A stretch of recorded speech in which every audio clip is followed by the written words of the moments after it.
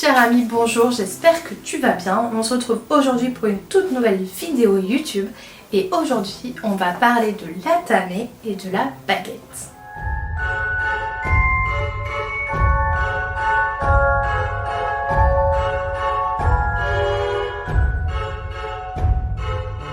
On va commencer la vidéo par le sujet, on va dire, un peu plus sensible qui est l'atame. L'atame, c'était un outil que je voulais m'offrir bien plus tard dans ma pratique.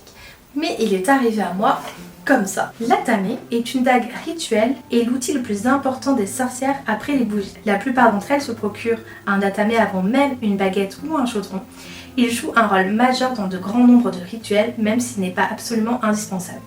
Il représente l'élément feu et selon certaines traditions, l'élément air. L'utilisation de l'atame est assez multiple. On s'en sert pour tracer et ouvrir des cercles magiques, invoquer des dieux ou des déesses. Il nous sert aussi à symboliser le masculin dans certains types de rituels, procéder à des rites d'initiation et diriger l'énergie magique. Pour les rites d'initiation, on peut très bien trouver aussi l'idée d'adoubement, comme on a vu au Moyen-Âge, qu'on utilisait une grande épée pour adouber, c'était un peu le rituel du chevalier de l'époque. Et c'est ce qu'on retrouve un peu pour l'atame. Je vais te présenter mon atame à moi. Donc voici ce qui représente pour moi l'atame lors de mes rituels, même si je t'avoue, je ne l'utilise vraiment pas beaucoup. Et en fait, comme pas mal d'atame que tu pourras trouver, en fait, à la base, ce n'est pas vraiment un atame à proprement parler, c'est un couteau de lancement. C'était un couteau qu'on utilisait pour les lancers de couteaux dans les cirques, les fêtes. C'est vraiment équilibré pour lancer, mais je trouvais que quand je l'ai vu, il était parfait pour représenter l'atame lors de mes rituels. Il est en fer, le bout par contre est en plastique et ça c'est assez rédhibitoire, mais je sais que je pourrais changer le manche par un manche en bois ou un manche en cuir. En général, le manche de l'atame est soit en pierre ou en bois ou en cuir. En tout cas, un matériau qui est naturel. Pour ce qui est de la lame, on peut trouver donc l'idée du double tranchant sur les côtés. Donc là, comme c'est un couteau d'équilibriste, il n'est pas tranchant. D'ailleurs, un couteau, un atame de rituel n'est pas à but d'être tranchant.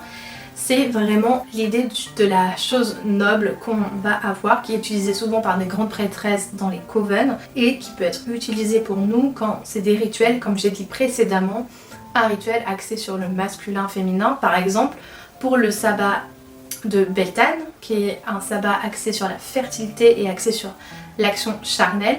Pour représenter le masculin dans un chaudron ou dans un pilon, c'était parfait. On peut aussi trouver des atame en pierre, totalement en pierre. On peut les trouver la lame en bois, on peut trouver une lame en laiton, différentes sortes. Et pour trouver un atame, rien n'est plus simple. Je pense que le mieux c'est d'aller dans des brocantes, dans des vides-greniers et de trouver quelque chose qui pourrait ressembler par exemple à un ancien coupe-papier, un couteau de lancement comme celui-ci, une mini-épée pour tout ce qui va être axé sur le médiéval, ça marche très bien. En fait, n'importe quoi peut ressembler à un atame, mais vous pouvez très bien aussi en trouver dans le commerce si vous voulez absolument de l'améthyste, du quartz ou une autre pierre semi-précieuse. Vous avez beaucoup de sites qui proposent des atames intégralement en pierre. C'est à vous de voir comment vous voulez le faire. En bois, ça marche aussi très bien, tant qu'il y a cet effet de mini-épée et de dague de double tranchant, ça marche très bien. Quand je vais vous parler de la baguette, vous vous direz que ça fait à peu près la même chose. Oui. En fait, une baguette et un atame à peu près les mêmes correspondances, à part sur certains rituels où l'objet atame qui est représenté par le masculin est quand même mis et plus favorable pour certains rituels. Vous avez aussi ce qu'on va appeler la boline, donc cette fois ça sera un atame ou une boline vraiment en forme de lune et qui va servir pour les récoltes, donc cette fois les lames seront tranchantes et le bout est généralement blanc, donc soit en pierre blanche style marbre, granit blanc ou n'importe quoi, et ça va être axé sur l'accueil. Pareil, quand on travaille avec les énergies féeriques, donc avec les fées, les gnomes, on évite un atame en fer parce que les fées n'aiment pas du tout le fer, donc en général on utilise des atames en bois. Deuxième outil en magie, la baguette. La baguette joue un rôle essentiel dans la plupart des rituels, comme le confirment certains films et séries télévisées. Les sorciers et les magiciens l'utilisent pour diriger l'énergie. Elle représente l'élément air et parfois l'élément feu. Certaines sorcières lui préfèrent un bâton plus massif ou utilisent alternativement une baguette et un bâton. Ce qui va différencier une simple baguette comme celle-ci de l'atame, ça va être sur son utilisation pour diriger l'énergie. Un atame on aura moins la facilité de diriger l'énergie, de créer des cercles magiques ou de créer des sigils avec un atame. Ma baguette là est clairement trop petite. Une baguette est censée faire l'équivalent du coude jusqu'à la main pour être, on va dire, dans les codes des baguettes. Moi elle est vraiment trop petite, mais c'est la seule que j'ai à vous montrer parce que je n'ai toujours pas fabriqué ma baguette et que celle-ci se trouvait dans un kit. Donc c'est ce que j'utilise, mais lors de mes rituels j'utilise pour l'instant mon doigt ou mon atame. Je n'ai toujours pas créé ma propre baguette. Pour les baguettes c'est pareil, vous pouvez très bien en trouver dans le commerce déjà toute faite. Si vous voulez la baguette qui ressemble plus à Harry Potter, vous pouvez très bien vous l'acheter dans le commerce, mais la faire soi-même c'est plus intéressant. Pour la baguette vous pouvez jouer aussi sur les correspondances et c'est même, je pense, l'outil le plus simple pour jouer avec les correspondances, parce qu'une baguette, vous pouvez vous en faire de différentes sortes, ça ne vous coûtera pas cher si vous les récupérez dans la nature. Donc pareil, pour la récolte du bois, on évite de couper un arbre pour se faire une baguette. C'est vraiment pour moi la principale chose à éviter, c'est de couper un arbre pour se fabriquer une baguette. Vous récoltez du bois mort au sol quand c'est possible, et si vous devez vraiment couper une branche, vous essayez de ritualiser la chose et de remercier l'arbre pour le don qu'il vous fait, et il faut aussi en général essayer de le faire la nuit de préférence. Il existe une multitude de bois intéressants. Vous avez le noisetier, le laurier, vous avez le romarin quand il est assez gros, vous pouvez très bien prendre une branche de romarin pour faire une baguette. Vous avez comme ici du bois flotté. Le bois flotté est intéressant quand on travaille avec la magie de la mer parce que c'est ce qui va le plus représenter cet élément là, et c'est aussi, on va dire, un matériau assez intéressant parce qu'il aura vraiment macéré longtemps dans le sel et ça apporte aussi des propriétés au niveau de la purification et au niveau de son énergie, on va dire pour le bannissement, intéressant. Vous allez avoir le chêne, le saule, le frêne, vous avez énormément de bois différents.